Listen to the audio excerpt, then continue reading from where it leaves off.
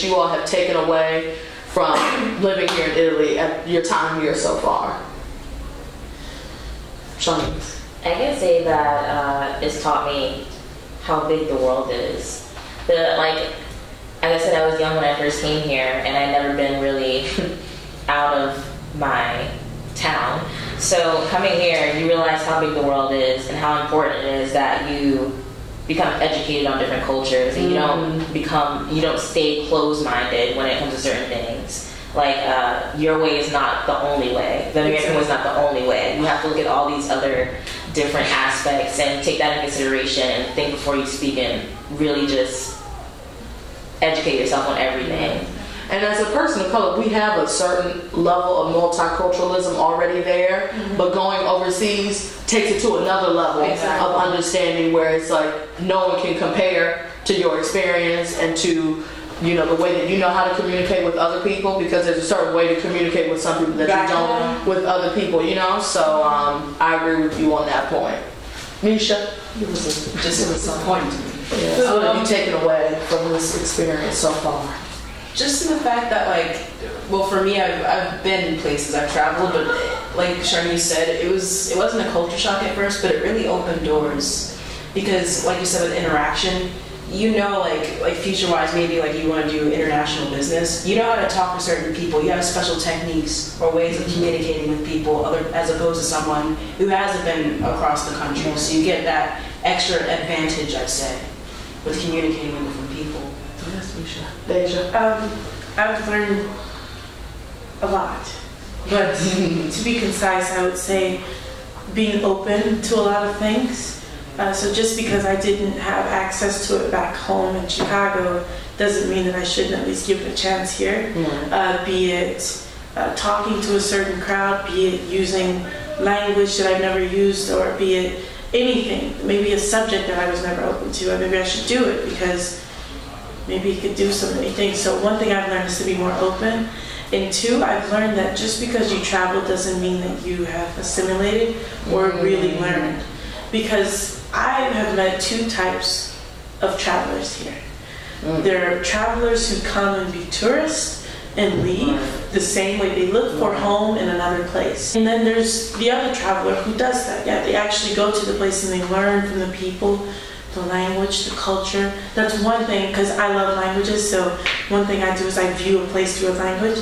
If you come here, learn the language at least a little bit. Learn how to say some things, because that's respect, and it changes the view of an American. And you could be doing so much for so many people's lives. You don't even know. Handle. Yeah. Globalization is imminent. In the 21st century, it's imminent. The precipice of this is imminent.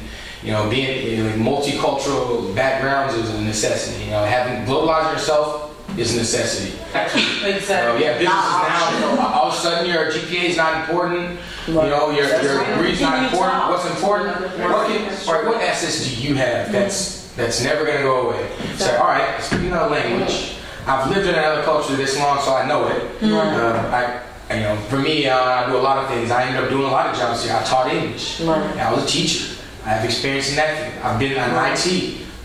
You know, I've been in that field. I've translated. The maturity to be able to go and live overseas by yourself. I'm double majoring. Never thought that would happen. You know, it just kind of happened. I got lucky. I stuck around. You know, I didn't make abrupt decisions. You know, but yeah, if you don't, it's a necessity to globalize yourself. You know, because when I'm sitting here with all these kids, this is an American school.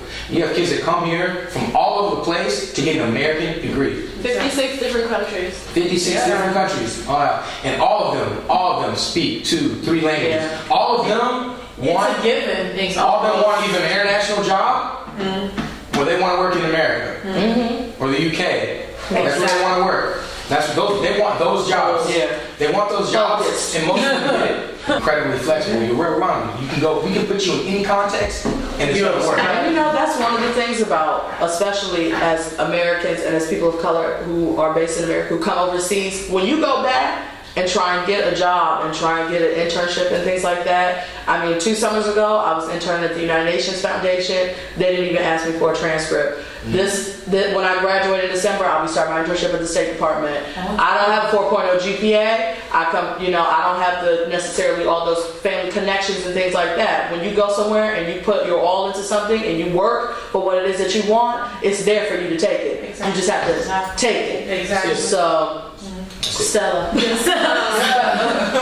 Well, we went all over the place. The question was, what have you taken away from what I've already learned as an assistant, as all these other things. Doing that here, practicing that here, I feel like I can reach a different level if I were to start at home. Especially being from New York, we're so diverse. I mean, it was hard for me to get to where I was there. I thought I could take my experience there, come here, work on stuff, which I have. Now I'm working in an urban market. And I can thrive on that, go back to the States, and I've become even better. And being a person of color, being a person who's international like me, or just generally coming here, if you're really good at something, if you really dedicate yourself to a career, even a part-time job, you can go further. Because they look at you and they're like, damn, go here, continue working in this urban market for 2 months, maybe pick up some stylist job, go back home, I'm set.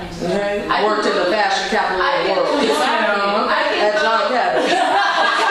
No, because John Cabot is popular. People sleep on John Cabot. Because when people graduate here, when they go with business people, they're in Milan, they're up in Switzerland, at Ernst & Young, they go to New York, International Affairs. Where is that? They're at United Nations, they're at State Department, they're all these places. Honestly believe that we are in the same league as these Ivy League schools who just put yes. And they try to hold this, they try to sell themselves. That's it. They're really it's just business. Right. It's just a product. But the thing is, you can't sell John Cabot in that way. No, because it's deeper than the classroom. They try. It's deeper than the academics. Exactly. It's the experience. So to wrap up, for me, what have I taken away from being here? I've taken away, I learned how to be a lot more patient. I learned how to deal with you can put any person in front of me. And I know how to, if you need me to negotiate something, I can do that. If you need me to, any communicative situation, you can probably handle that in front of somebody because it's happened here. I think that as far as the university, we're prepared academically, whatever your field is. I feel prepared in my field as international affairs. And just the biggest thing I've taken away from here is that if you have that goal to do something, if you have nothing else on your mind but that goal, that you can do it. I was talking to Dean Merva, who is our dean here at John Cabot University, and she was telling me that only 1% of American students study abroad. Just to study abroad, not full-time degree-seeking students who are getting their degree, and that's just the one semester. So within that 1% of all of American students, the people of color in that circle are probably even smaller. And to put it in perspective, we only have about, the graduating class of degree seeking is like 150, 200 students or something like that. It's a pretty small. John Cabot is only 1,000 students overall, and half of that number is the study abroad students who come for a semester and leave. My closing question is, what advice do you all have for Black students who want to come abroad? Mine would be come here open and don't feed into what you think you have to be. Be you. Don't try to play up this girl or any of that. Just be you. And if that's who you are. And if that's who you are. Be who you are. But don't try to play to any stereotype here. Because nobody cares. You could be in the valedictorian of your class, whatever. When you come here, nobody cares. Come open and ready to learn. Because there's something, I guarantee you don't know. You don't know. I was just going to say that ignorance is bliss, but it's all about progression. Like you have to keep it moving. You have to educate yourself. You have to represent, like, not only for being Black, but being like a person of color, American here in Rome, like you're trying to not prove something, but show like that you can be more than this stereotype. Right. And not prove it to them, but prove it to yourself. Prove it to yourself, okay? And along that way, you find yourself. So just be open and educate yourself. Right. If you want to come study abroad, you need to prepare yourself for a lot of things. Studying abroad is getting ready to take on the world, not even in college where you go away and you're not with your family. You're gone. You're distant. The ocean. But studying, it's a great thing, and especially coming to a place like Rome, everywhere you go that has really strong study abroad programs has like these little culture huts. You can find your home inside of all this. And you need to be prepared to learn a language, to mingle. It really helps you. It helps you just learn everything.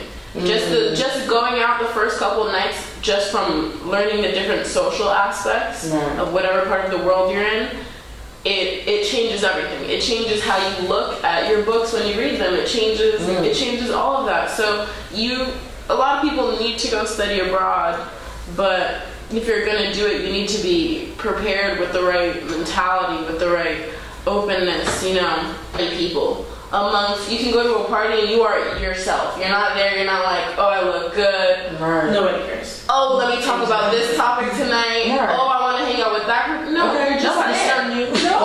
Who are you? You're just there. You're there for the day, you're there for the moment, and you're you. That's it. The advice that I have for a black student who maybe this is the first time you even hearing that this is possible, or maybe you've been thinking about it for 4 years and you still want to come. My number one advice for you is to apply. Send an application. Don't tell anybody that you're doing it, because I know for me there was so much ridicule from all perspectives. From not just from friends, people I didn't know, people who I met one time in my life, random people. That's my advice to someone. Avoid all that. Apply. And then go from there. If you get accepted, okay, that's an option. If not, boom, next application to somewhere else that you want to go. But in my opinion, every student of color should be overseas at one point or another in their life. Nisha, advice? I think my advice is to come here with the right attitude and mindset, because always in America, some tourists here, they come here thinking that English is the #1 language, and they go up to Italian people like, oh, can I please have this, thank you. They're not going to give you the same respect. You need to, at first, at least know some of the language, because you want to be respectful. And also come with, open arms, and just don't try to be in that, unfortunately, that black United States mentality of dealing with racism every day, dealing with little comments. Right. Because don't take everything personally, is what she's saying. I'm just going to say what my claim on is. It's essential that you come. It's a must that people do study abroad. It doesn't have to be just Rome. Rome's a very, very special place when it comes to studying abroad. I think it's a perfect study abroad place. It's a perfect campus. Rome itself is an academic mecca. Because where we're from, no one expects that of you. And a lot more is expected of you. Even with our own communities, we have a certain level of prejudice towards different. Hey, all my life, I've been dealing with. Oh, you're the whitest black kid. I've been no. I'm just like,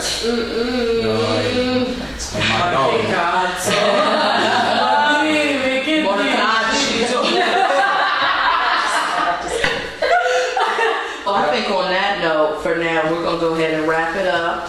But I hope that we've shed light on what it means to be black in Rome from all perspectives and all different, the dynamics and everything. So thank you guys for joining me on speaking with this.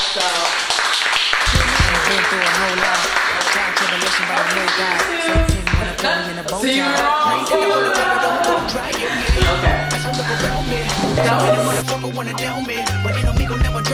In front of a dirty double mirror, they felt me, and I love myself. The world is a ghetto, big guns and big